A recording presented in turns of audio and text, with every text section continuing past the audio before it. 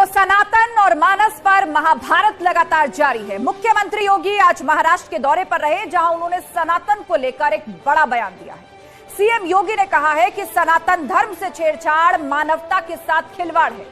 वहीं अखिलेश यादव ने बीजेपी पर निशाना साधा कि बीजेपी हमें शूद्र समझती है, वक्त बदलेगा तो उन्हें पता चल जाएगा। वहीं रामचरितमानस की लखनऊ में प्रतियां जलाने के मामले में स्वामी प्रसाद मौर्य समेत कुल 10 लोगों पर एफआईआर हुई है और 5 को अरेस्ट भी किया गया है। स्वामी प्रसाद मौर्य ने कहा है कि मानस पर दिए गए अपने बयान पर वो अब भी कायम है, उन्होंने कुछ भी गलत नहीं किया है, कोर्ट से इंसाफ जरूर मिलेगा। वहीं मायावती का कहना है कि रामचरितमानस विवाद पर अखिलेश यादव की चुप्पी बहुत कुछ कहती है। कांग्रेस के वरिष्ठ नेता आचार्य प्रमोद कृष्णम ने यह मांग की है कि स्वामी प्रसाद मौर्य पर एनएसए के तहत कार्रवाई होनी चाहिए। यूपी सरकार में मंत्री संजय निषाद का कहना है कि एसपी को पहले गोली ने खत्म किया, अब बोली खत्म करवाएगी। वहीं डिप्टी सीएम ब्रजेश पाठक ने कहा कि विपक्षी नेता समाज में जहर घोलने का काम कर रहे हैं। तो सवाल वही, रामचरितमानस बहाना, ओबीसी दलित वोट निशाना, स्वामी पर ब्लेम, अखिलेश का डबल गेम। शुरू करेंगे डिबेट, लेकिन पहले ये रिपोर्ट।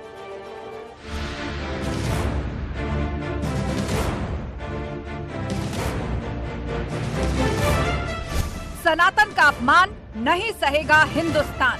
और सनातन धर्म के साथ छेड़छाड़ करने का मतलब मानवता के जीवन के साथ खिलवाड़ करना है। स्वामी पर ब्लेम, अखिलेश का डबल गेम। कोई खिलाफत नहीं कर रहा ग्रंथ की, ना भगवान के खिलाफ है, ना रामचंद्र के खिलाफ है, लेकिन ये बीजेपी वाले ये बताएं उनके नेता क्या क्या कहते हैं। स्वामी पर केस दर्ज, बयान पर अडिग मौर्य। हमारा अपमान किया जाता है, हमारा हक मारा जाता है, हमारा आरक्षण छीना जाता है। आने दीजिए, यही लोग भारतीय जनता पार्टी को भी सबक सिखाएंगे। एसपी के खिलाफ कांग्रेस बीएसपी का मोर्चा।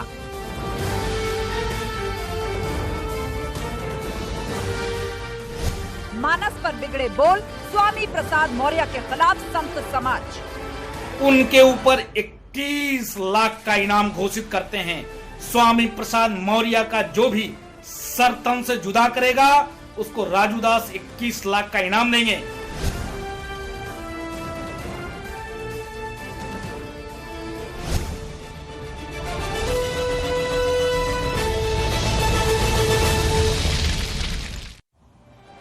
और चर्चा के लिए पूरा गेस्ट पैनल हमारे साथ जुड़ चुका है। बीजेपी प्रवक्ता राजेश चौधरी जी हमारे साथ हैं, प्रियंका गुप्ता जी कांग्रेस की प्रवक्ता हमारे बीच में हैं, विजय मिश्रा नेता बीएसपी हमारे साथ जुड़ चुके हैं, विष्णु विनोदन जी हिंदू धर्मगुरु हमारे साथ हैं। आप सभी मेहमानों का बहुत बहुत स्वागत है। साथ ही कपिल श्रीवास्तव प्रवक्ता समाजवादी पार्टी भी हमारे साथ जुड़ गए हैं। आप सभी मेहमानों का स्वागत है।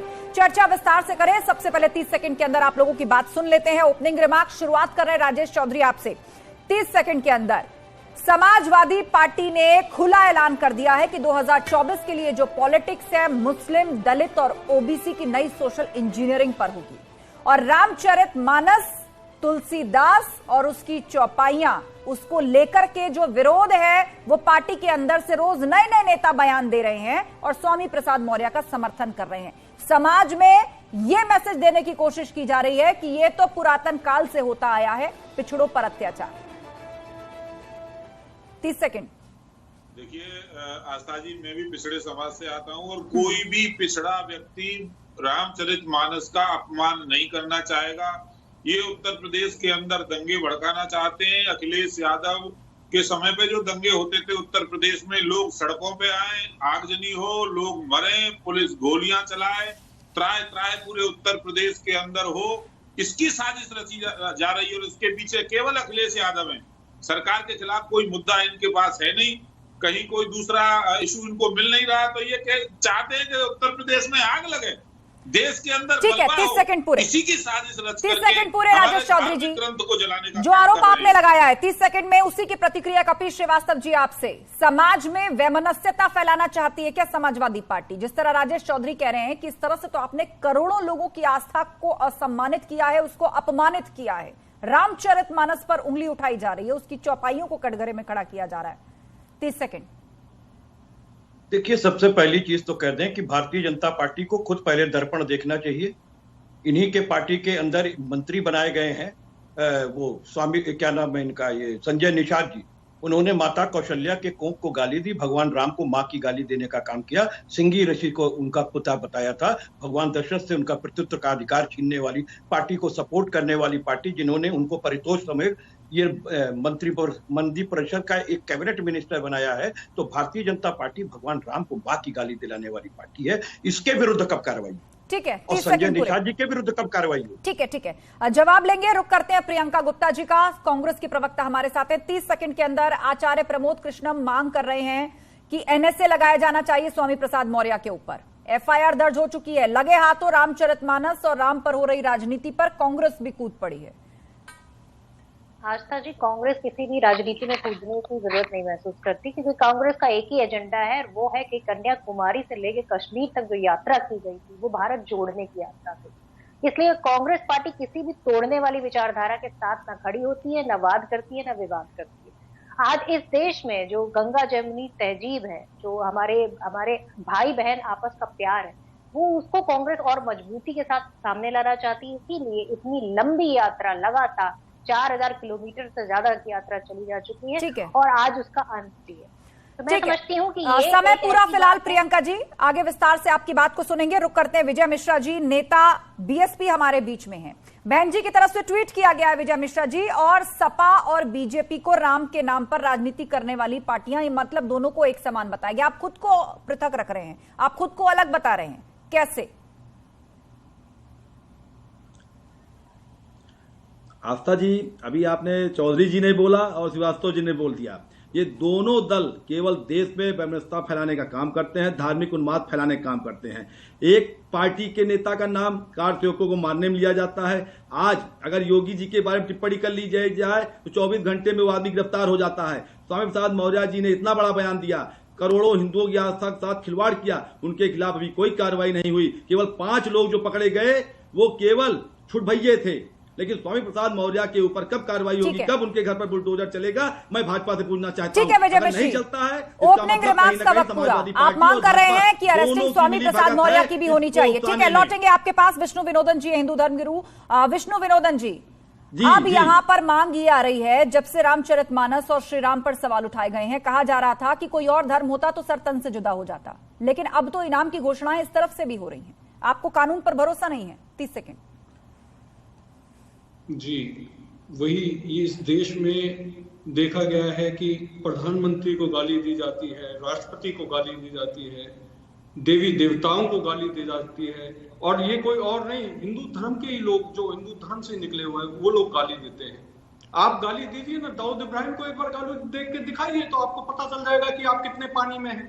तुरंत ही आपको आपकी औकात दिखा दी जाएगी। भगवान कुछ कह नहीं सकते, प्रधानमंत्री कुछ कह नहीं सकते, राष्ट्रपति कुछ कह नहीं सकते, वो एक मर्यादा में रहते हैं। लेकिन ये ध्यान रखना चाहिए, मर्यादा से पार सनातन धर्म में काम होता है। बिल्कुल बिल्कुल, मर्यादा किसी को नहीं भूलनी चाहिए, किसी को किसी के सेंटिमेंट्स को आहत करने का अधिकार नहीं है, वरना कानूनी रास्ता सबके लिए खुला है। चर्चा को विस्तार देते हैं। शुरुआत कपिल श्रीवास्तव जी आपसे। अखिलेश यादव कह रहे हैं कि अब हाउस के अंदर वो पूछेंगे मुख्यमंत्री जी से कि मैं शूद्र हूं कि नहीं। उसका कारण है आस्था जी, आपकी मीडिया ने भी कवरेज किया। जब राष्ट्रीय अध्यक्ष माननीय अखिलेश यादव जी मुख्यमंत्री पद से उतरे थे और ये बैठे थे, तो इन्होंने उनके बंगले को बकायदा गंगा जल से पवित्र कराया था, यानी कि उनको अपवित्र नजर से देखा। वर्ण व्यवस्था समाजवादी पार्टी ने नहीं बनाई। जब मुख से ब्राह्मण है, बाजू से क्षत्रिय है, उदर से वैश्य है और जंघे से शूद्र है, तो पिछड़े और जो SC ST हैं वो कहां से है? और किसने इनको इस सर्टिफिकेट दिया कि कौन कहां से? तो प्रश्न तो सनातन में शास्त्रार्थ पर खड़ा होता। लेकिन आप सरकार से सवाल पूछेंगे कि पिछड़ों की अनदेखी की या दलितों की अनदेखी की, तो किस आधार पे पूछेंगे? वो तो कहते हैं कि हम तो योजना लाते हैं, सबके लिए लाते हैं, लेकिन आपने तो रामचरितमानस की चौपाइयों को कटघरे में खड़ा कर दिया। वो रामचरितमानस जिन पिछड़ों दलितों की बात करते हैं, अखंड रामायण का पाठ रखवाते हैं अपनी घर में, पूछते हैं। आस्था जी, समाजवादी पार्टी एक राजनीतिक पार्टी है, धर्म हमारा विषय नहीं। धर्म आंतरिक सुखाय के लिए है, धर्म संवैधानिक स्वतंत्रता का अधिकार है। प्रत्येक व्यक्ति जो भी चाहे वो धर्म अपना सकता है, जो चाहे वो उसमें कर्मकांड कर सकता है, प्रार्थना कर सकता है। ये संविधान अपमान नहीं कर सकता। कपीश जी, अरे सुन तो ले, पूरा तो सुन ले। अभी तो मैं कह रहा हूं ना, मैं तो संविधान को ही देखने वाला व्यक्ति हूं, एक विधिक व्यक्ति हूं। मैं एक बात कह रहा हूं कि इस देश का संविधान निजता का अधिकार देता है और धार्मिक स्वतंत्रता का अधिकार देता है। अगर कोई व्यक्ति सनातन परंपरा में ही विश्वास करता है, उसी में है, तो पुनर्जागरण के लिए अगर उसके मन में कोई चीज आती है, कोई प्रश्न खड़ा होता है, तो वो अपने बातों को रखेगा। स्वतंत्रता है उसको अभिव्यक्ति की आजादी की, लेकिन वो समाजवादी पार्टी की हैसियत से नहीं। ठीक है, कुल मिलाकर आप ये कहना चाहते हैं उस अभिव्यक्ति की आजादी के नाम पर स्वामी प्रसाद मौर्य या उन जैसे नेता रामचरितमानस की लिखी हुई पंक्तियों को कटघरे में खड़ा करेंगे, उस पर उंगली उठाएंगे, करोड़ों लोगों की आस्था को अपमानित करेंगे, उससे आप पल्ला झाड़ रहे हैं। लेकिन आए दिन सपा के कई नेता स्वामी प्रसाद मौर्य के बयान का समर्थन करते नजर आ रहे हैं। और अब तो बहन जी भी पूछ रही हैं कि अखिलेश यादव चुप क्यों है। ठीक है राजेश चौधरी जी, ये संवैधानिक अधिकार है कि कौन से धर्म को मानना है, और यदि पुनर्जागरण के लिहाज से कोई सवाल आए तो उसको पूछ लेना है। देखिए, यदि ये संवैधानिक अधिकार है तो हिंदू ही नहीं है स्वामी प्रसाद मौर्य जी पे बौद्ध हैं। हमारे धर्म पर उन्हें उंगली उठाने का अधिकार किसने दे दिया? हमारे धार्मिक ग्रंथ को जलाने का अधिकार किसने दे दिया? और ये भी बताएं कुरान में क्या लिखा है? इस्लाम को जो नहीं मानेगा वो काफिर है, काफिर का गला काट दिया जाए, काफिर को मार दिया जाए, उसको जीने का अधिकार नहीं है, उस पर इनको सांप सूंघ जाएगा। और ये बता रहे हैं कि अखिलेश यादव पूछेंगे मुख्यमंत्री से, तो मैं भी पूछ रहा हूँ अखिलेश यादव जी से, साहब आप कैसे सूत्र हो? सैकड़ों करोड़ की जो अवैध कमाई आपने की है, जो प्रॉपर्टी कमाई, ऐसा सूत्र तो कोई भी बनना चाहेगा देश के अंदर। इतने बड़े सूत्र आप हो, आपके मकान, बंगले, कितना पैसा अकूत आपके पास है, ऐसा गरीब तो सब बन जाए पूरे देश के अंदर। तो ये केवल और केवल राजनीति कर रहे हैं, इनके पास कोई मुद्दा है नहीं। और हिंदुओं की भावनाओं को आहत करने का इतिहास पुराना रहा है। हमारे ईस्ट को गाली समाजवादी पार्टी का ये तो आपने सनातन के ईस्ट को गाली दिलवाने का काम किया है। मंदिर का विरोध करने वाले आप जवाब कब देंगे? आप कब जवाब देंगे? आपने हिंदुओं के ईस्ट को गाली दिलवाई है और ऐसे व्यक्ति को मंत्री बनाया है। क्यों बनाया है मंत्री संजय निषाद को? और केवल मुस्लिम तुष्टीकरण की नीति अपनाने वाले लोग हैं। आपने भगवान राम को मां की गाली क्यों दिलवाई है? एक एक करके बोलिए, आप रामद्रोही हैं। एक एक करके बोलिए आप लोग। भगवान श्री राम को मां की गाली दिलवाई। शांत हो जाइए कपीश जी, अलग से समय मिल जाएगा आपको। संजय निषाद को क्यों प्रश्न नहीं हुआ है? संजय निषाद जी ने भगवान श्री राम को मां की गाली दी है, उसका प्रत्युत्तर पर सवाल खड़ा किया है। सिंघी ऋषि को उनका पिता बताया है, दशरथ के प्रत्युत्तर से उनको इनकार किया है। आपके अपने मंत्री सीता जी को टेस्ट ट्यूब बेबी कहते हैं, टेस्ट ट्यूब बेबी कहते हैं। भारतीय जनता पार्टी। ठीक है, शांत हो जाइए। देखिए, इस तरह आपस में भिड़ने से काम नहीं चलेगा। अपने अपने वक्त पर बोले, अपनी अपनी बात को रखें, सबको बराबर समय मिल रहा है। शांत हो जाइए। विजय मिश्र जी कुछ कहना चाहते हैं, बोले विजय मिश्र जी। आस्था जी, सबसे पहले मैं सतीश चौधरी से कहूंगा कि स्वामी प्रसाद मौर्य की बिटिया इनके यहाँ सांसद हैं। अगर इनको रामचरितमानस के अपमान का बदला लेना है, पहले उनको पार्टी से निकालें। दूसरी चीज, स्वामी प्रसाद मौर्य हमारे जनपद के ही हैं। आज वो जनता को रामचरितमानस का के बारे में पटांग बोल रहे हैं। उनके यहाँ दुर्गा पूजा में कन्याएं खाती हैं, वो जनता को क्या दिखा जाते हैं? घर में पूजा करते हैं और जनता को दिखाते हैं वो रामायण का अपमान कर रहे हैं। दोहरी राजनीति नहीं चलेगी। और भाजपा को सबसे पहले संघमित्रा मौर्य को पार्टी से निकाल के बाहर करना चाहिए। जिसका बाप रामचरितमानस का अपमान करे वो हिंदू हो ही नहीं सकता। और उसको सबसे पहले भाजपा को चाहिए कि संघमित्रा मौर्य को पार्टी से बाहर निकालें। अगर संघमित्रा मौर्य सांसद हैं तो कहीं ना कहीं भाजपा भी इस कारनामे में लिप्त है। और ये राजेश भी इनको खामियाजा 2024 मिलेगा, क्योंकि ये जो बिल्ली चूहे का खेल खेल रहे हैं ये जनता समझ चुकी है कि ये कहते हैं स्वामी प्रसाद मौर्य के बारे में कोई टिप्पणी नहीं करेंगे। अखिलेश यादव दूसरी बात करते हैं, लेकिन जनता समझ चुकी है। ठीक है, जवाब ले लेते हैं। राजेश चौधरी जी, वो कह रहे हैं कि पिता ने जो रामचरितमानस को अपमानित करने का काम किया तो पुत्री पर कार्रवाई करिए, बीएसपी कह रही है। देखिए, ये समाजवादी पार्टी की तरह प्राइवेट लिमिटेड पार्टी तो है नहीं यादव परिवार की। हमारी पार्टी तो लोकतांत्रिक पार्टी है। संघ मित्र हमारे यहाँ सांसद हैं, यदि वो बयान देंगी तो निश्चित रूप से पार्टी उसको संज्ञान लेगी। कौन मना कर रहा है? चौधरी जी अगर किसी के यहाँ अपराध होता है, सुनिए, एक क्राइम करता है, लड़का क्राइम करता है, माँ बाप को भी पुलिस पकड़ ले जाती है। अगर एक वक्त में एक पैनलिस्ट, तो आस्था जी मैं बता रहा हूँ, विजय जी आपने सवाल उठाया, उसका जवाब सुन लीजिए। विजय जी आपने सवाल उठाया, उसका जवाब दिया गया राजेश चौधरी जी की तरफ से। अगर वो चुनी हुई सांसद है, वो कोई ऐसा बयान देंगी तो पार्टी आलाकमान सोचेगा उन पर कार्रवाई। तो संजय निषाद को क्यों नहीं मंत्री बनाया इन्होंने? पूछिए, संजय निषाद ने तो माँ की गाली दी। मैंने कहा कि अगर किसी कोई बच्चा क्राइम करता है तो उसके माँ बाप को थाने ले जाती है। आज ये कहते हैं आप झूठा आदमी है और आपने कार्रवाई स्टार्ट की, आपने कार्रवाई बराबर बयान आ रहा है। नहीं, इस तरह से बहस नहीं होगी, इस तरह से बहस नहीं होगी। मैं जिससे सवाल पूछूंगी जवाब वो देंगे। आप सभी शांत होइए, ठीक है। कपीश जी, आपने संजय निषाद का नाम लिया तो मैं उनका भी वक्तव्य बता देती हूं। उन्होंने हाल ही में कहा है कि पहले गोली ने समाजवादी पार्टी का सफाया किया, अब बोली समाजवादी पार्टी का सफाया करेगी।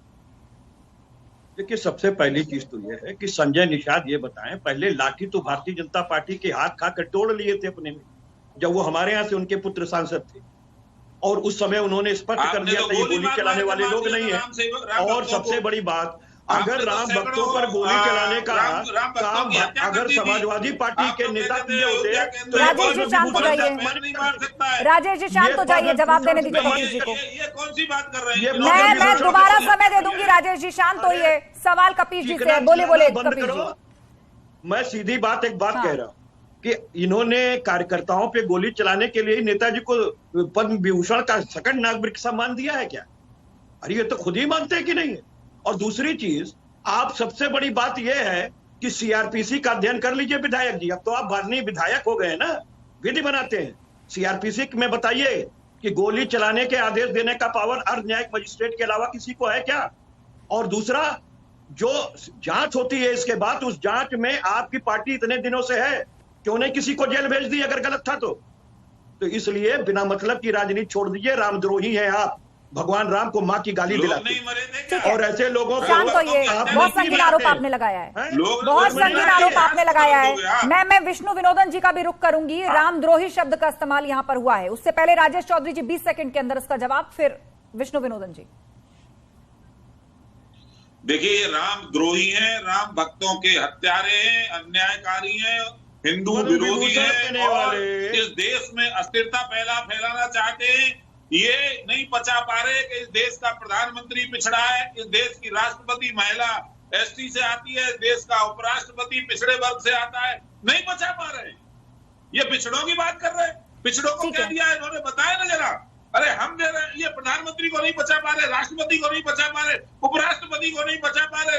अनेक मुख्यमंत्री हमारे पिछड़े समाज से आते हैं। आपका पिछड़े के नाम पे अखिलेश यादव जी के अलावा दूसरा कोई नाम आता है? ठीक है राजेश जी, आप दूसरे किसी सामान्य परिवार के आदमी को राष्ट्रीय अध्यक्ष बनाइए ना, तब बोलना आपके पिछड़ों के, आप कल्याण की बात करते हो।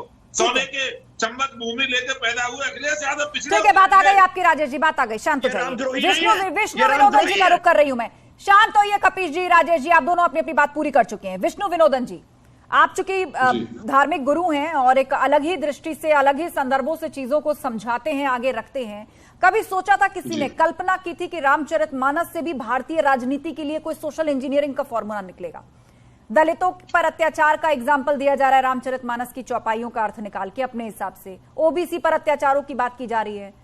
ऐसे संदर्भ नहीं है क्या रामचरितमानस के अंदर जिसमें प्रभु श्री राम सबको साथ लेकर चल रहे हों, उससे इस तरह का संदेश जाता हो? कौन इस अर्थ का अनर्थ कर रहा है? देखिए, अर्थ का अनर्थ ये लोग कर रहे हैं। राम के बारे में, उनके चरित्र के बारे में अगर जानना है तो राम ने अपने वनवास के दौरान सबरी के बेर खाए थे, झूठे बेर खाए, बड़ा सेकुलर इस धरती पे झूठे बेर खाए, झूठे बेर खाए थे। और ये वाकया बहुत प्रसिद्ध है, सब इसका उदाहरण देते हैं, बात करते हैं। मेरे हिसाब से इससे बड़ा उदाहरण रामचरित्र का हो नहीं सकता। और उसके बाद कौन क्या कहता है, किसके क्या संदर्भ लिखे होते हैं और किस संदर्भ में वो बातें लिखी होती है, ये जानना जरूरी है। लेकिन राम के चरित्र पर अगर ये उंगली उठा रहे हैं तो मेरे ख्याल से इनको अपना चरित्र देखना चाहिए। इनका खुद का चरित्र पता नहीं कहां से बेकार हुआ पड़ा है। और ये राम की बात करते हैं, मेरे हिसाब से वाकई ये देशद्रोह के साथ साथ रामद्रोह भी कर रहे हैं। ठीक है, रामद्रोह का यहां पर एक शब्द का इस्तेमाल हुआ है सपा की तरफ से, लेकिन अब सब उसको अपनी अपनी तरफ से परिभाषित कर रहे हैं। प्रियंका गुप्ता जी हमारे बीच में, कांग्रेस की प्रवक्ता। प्रियंका जी, कांग्रेस पर भी आरोप लगते हैं कि आप लोगों ने तो कोर्ट में पैरवी के दौरान राम सेतु, श्री राम के अस्तित्व को ही नकार दिया था, उनको काल्पनिक बताया था। ये आरोप बीजेपी लगाती रही है। अब यहां बीजेपी और सपा के बीच में वॉर चल रहा है कि कौन रामद्रोही है। ठीक है, मैं सिर्फ इतना कहना चाहती हूँ कि जिसकी जैसी भावना होती है, जाती रही भावना जैसी, प्रभु मूरत देखी तिन तैसी। ये एक व्यक्ति की व्यक्तिगत राय हो सकती है, पर किसी की एक पूरी एक कम्युनिटी की राय नहीं हो सकती। तो मैं समझती हूँ कि किसी की व्यक्तिगत राय पर अगर हम बहस करते हैं तो बहस के मुद्दे गलत हो जाते हैं। क्योंकि आज जो बहस का मुद्दा है वो भारतीय जनता पार्टी को जवाब देना कि उन्होंने इतने सालों तक क्या किया। क्योंकि चुनाव नजदीक है और भारतीय जनता पार्टी को ऐसे मुद्दों पर है क्योंकि उन्हें लगता है कि लोगों को बांटने की जो राजनीति होती है उसी से उसका फायदा होता है, क्योंकि किए हुए कामों को तो वो गिना नहीं सकते। और रही बात, अगर आप देखें कि जो हमारी बात कहते हैं आप कि हमने अगर विरोध किया, हमने तो राम मंदिर के दरवाजे खुलवाए, हमने कहा कि ठीक है, अगर वो कोर्ट के अधीन है तो वो कोर्ट फैसला करेगा। तो कांग्रेस पार्टी का काम जोड़ने का है, तोड़ने का नहीं। राजनीति में अगर हम सत्ता से आज बेदखल है तो हमें उसकी चिंता नहीं है, हम तब भी वही काम कर रहे हैं, जनता के मुद्दे उठा रहे हैं जो सामाजिक मुद्दे हैं। अगर बात किसी दलित की होगी तो भी वो मुद्दा उठाया जाएगा। हाथरस की घटना में उठाया नहीं क्या हमने मुद्दा? किसानों की होगी तो भी वो मुद्दा उठाया जाएगा। हमने जब जीप चढ़ाई गई किसानों को तब भी हम उनके साथ खड़े हुए थे। तो वास्तविकता ये है कि हमारे मुद्दे क्या है, जनता के मुद्दे जो है वो हमारे मुद्दे हैं, या हमें सिर्फ अपनी राजनीति को फायदे के दृष्टि से देखकर उसके बाद उस पर वाद विवाद करना। ठीक है, जनता के मुद्दों की आपने बात की प्रियंका जी, जो सबसे अहम होता है। और मुझे लगता है कि 2024 आते आते रामचरितमानस और श्री राम को लेकर जो बहस या कह लीजिए जो ट्रायल अभी से चल रहा है, ऐसा ना हो कि 2024 का जो चुनाव है वो भी इसी के इर्द गिर्द समट के रह जाए, जनता से जुड़े मुद्दों की बात ही ना हो। राजेश चौधरी जी, आपको लग रहा है कि विपक्षी पार्टियां, खासतौर से समाजवादी पार्टी, 2024 का चुनाव नजदीक है, मुद्दों की बात की उम्मीद की जाती है। अब 2024 में आप राम मंदिर बन गया उसका जिक्र करेंगे, श्री राम का जिक्र करेंगे, लेकिन उससे पहले रामचरितमानस के कुछ संदर्भों पर ट्रायल कराना चाहती है यहां पर समाजवादी पार्टी, और मुमकिन है कुछ दलितों और ओबीसी को उन संदर्भों और उस अर्थ पर यकीन दिलाकर अपनी तरफ खींचना चाहती है। मतलब 24 का चुनाव होगा क्या श्री राम के इर्द गिर्द, लेकिन एक अजीब किस्म का ट्रायल है ये। देखिए, इनके पास कोई मुद्दा है नहीं। मैंने पहले भी कहा, सरकार में भ्रष्टाचार नहीं है, सरकार विकास कर रही है, सरकार अच्छा काम कर रही है और अपनी विश्वसनीयता है। उत्तर प्रदेश के अंदर दोबारा हम लोग शासन में लौट करके आए हैं। ये अपने अस्तित्व की लड़ाई लड़ रहे हैं, तो ये ऐसी छोटी हरकतों को अंजाम दे रहे हैं, ऐसे छोटे छोटे मुद्दे निकाल करके। ओबीसी की बात कर रहे हैं, प्रधानमंत्री ओबीसी नहीं है, उपराष्ट्रपति ओबीसी नहीं है, राष्ट्रपति नहीं आती एसटी समाज से, शिवराज सिंह चौहान इनको ओबीसी नजर नहीं आएंगे। आज भी उत्तर प्रदेश की विधानसभा में सबसे अधिक ओबीसी विधायक भारतीय जनता पार्टी के हैं, सबसे ज्यादा सांसद ओबीसी समाज से आने वाले भारतीय जनता पार्टी के। केशव मौर्य जी इनको ओबीसी नजर नहीं आएंगे, उनके बाप को भी गाली देंगे अखिलेश यादव सदन में खड़े होकर के, अपमानित करने का काम करेंगे उनके मरे हुए पिताजी को भी। ये इनका ओबीसी कार्ड है। तो ये केवल और केवल अपने अस्तित्व की लड़ाई लड़ रहे हैं। जनता में एक्सपोज्ड है, जनता जानती है, लगातार नकार रही है और 2024 में। ठीक है, बात आ गई आपकी। कपीश श्रीवास्तव जी, एक पुरानी कहावत है कि आग से उतना ही खेलो कि खुद का हाथ ना जल जाए। कहीं ऐसा तो नहीं है कि श्री राम और श्री रामचरितमानस को लेकर जो बातें सपा की तरफ से की जा रही हैं, या ये जो अघोषित चुप्पी है, कहीं ये दाम उल्टा ना पड़ जाए? लगता है कपीश श्रीवास्तव फिलहाल डिस्कनेक्ट हो गए हैं, उनके पास हम चलेंगे, लेकिन ये सवाल विजय मिश्र जी के पास लिए चलते हैं। विजय मिश्र जी, बहुजन समाज पार्टी ने स्टैंड लिया है कि आप सपा और बीजेपी दोनों को ही एक बताएंगे, आप दोनों को ही रामद्रोही कहकर पुकार रहे हैं, और आप बहुत एग्रेसिवली चुनाव लड़ना चाहते हैं कि बसपा जो है वो ज्यादा सीटें जीतेगी। हाँ, लेकिन इस मुद्दे से खुद को दूर कैसे रख पाएंगे? लोग आपका भी स्टैंड पूछेंगे। दोनों पार्टियां ही राम की नहीं, मैंने कहा ना, ये दोनों पार्टियां ही राम के विरोधी हैं। और आज मंदिर आप चले जाओ, सबसे ज्यादा संख्या में एससी और पिछड़ी जात के लोग पूजा पाठ में विश्वास रखते हैं।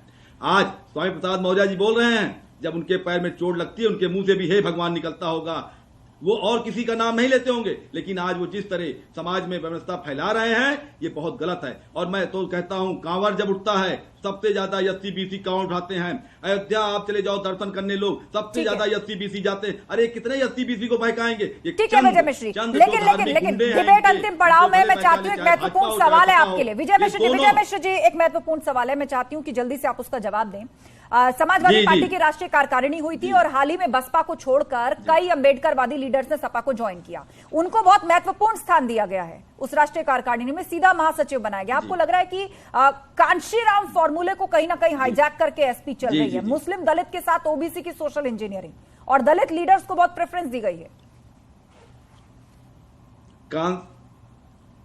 कांशीराम जी एक विचार थे और कांशीराम को कोई कैप्चर नहीं कर सकता। और चाहे इनको राष्ट्रीय महासचिव बना दिया जाए, चाहे अखिलेश यादव अपना अध्यक्ष पद दे दें, लेकिन जो अंबेडकर का नहीं हुआ, जो बहुजन समाज पार्टी का नहीं हुआ, वो समाजवादी पार्टी में सम्मान नहीं पाएगा। ये आप देख लीजिएगा, उनको राष्ट्रीय महासचिव बनाया है जनता 2024 में अखिलेश यादव को दिखा देगी कि आपकी औकात क्या है। क्योंकि राम का अपमान करके, हिंदू का अपमान करके आप प्रदेश में, देश में राज नहीं कर सकते। ठीक है राजेश चौधरी जी, 2024 का चुनाव, 10 सेकंड के अंदर जवाब चाहूंगी। 2024 का चुनाव ऐसा लग रहा है श्री राम, राम मंदिर, रामद्रोही, राम भक्त, इसी के इर्द गिर्द रहेगा क्या? जनता के मुद्दों की बात नहीं होगी?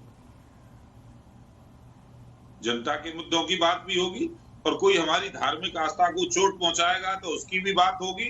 अब कोई चाहेगा हमारा अपमान हो, हमारे धर्म का अपमान हो। आप सोचिए, यदि इस्लाम के बारे में बोला होता तो अब तक सर तन से जुदा के नारे लग रहे होते, नहीं लग रहे होते। हम सुने, इसका मतलब ये थोड़ा नहीं है कि हम लोग ये सब अपना अपमान झेलते। ठीक है, चलिए, कुल मिलाकर रामचरितमानस की जो प्रतियां लखनऊ में जलाई गई थी, 10 लोगों पर एफआईआर हुई है और 5 लोगों को पुलिस ने अरेस्ट भी कर लिया है। लेकिन अब कांग्रेस की तरफ से मांग रखी जा रही है कि स्वामी प्रसाद मौर्य पर जो एफआईआर हुई है, एनएसए उन पर लगाया जाए। बहुत बहुत शुक्रिया आप सभी पैनलिस्ट का इस चर्चा में शामिल होने के लिए।